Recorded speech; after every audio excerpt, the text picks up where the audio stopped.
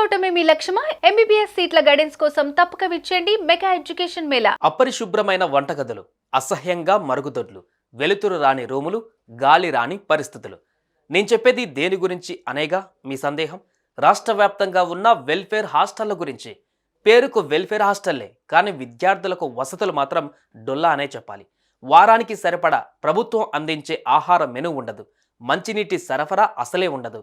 ఇక కోడిగుడ్లు, పాలు పంపిణీ మాత్రం ఫైళ్లకే పరిమితమైంది. ఇక కుళ్ళిపోయిన కూరగాయలు, ఎక్స్పైరీ డేట్ దాటేసిన సరుకులతోనే ఆహారం వండి విద్యార్థులకు అందిస్తున్నారు. ఇలాంటి హాస్టళ్లను వెల్ఫేర్ హాస్టల్స్ అంటారా?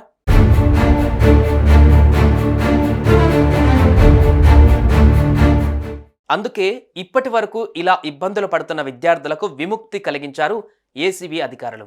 తెలంగాణ వ్యాప్తంగా ఎస్సీ ఎస్టీ హాస్టల్స్లో జరుగుతున్న అవకతవకల గురించి ఫిర్యాదులు రావడంతో ఆకస్మిక తనిఖీలు చేపట్టారు. రాష్ట్రంలోని ప్రభుత్వ హాస్టళ్లలో విద్యార్థులు ఎలాంటి అవస్థలు పడుతున్నారో గుర్తించారు.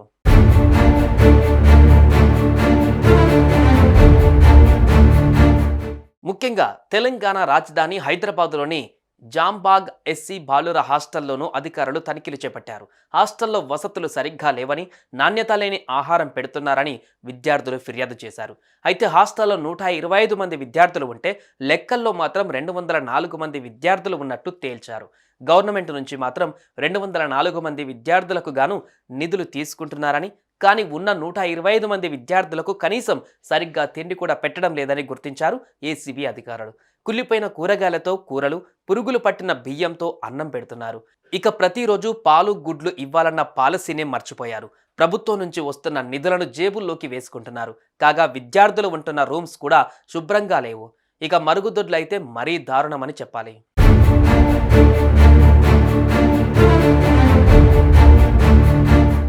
ఇలాంటి వారిపై కఠిన చర్యలు తీసుకుంటామని అన్నారు ఏసీబీ అధికారులు. వీలైనంత త్వరగా విద్యార్థులకు అన్ని వసతులు కల్పిస్తామన్నారు.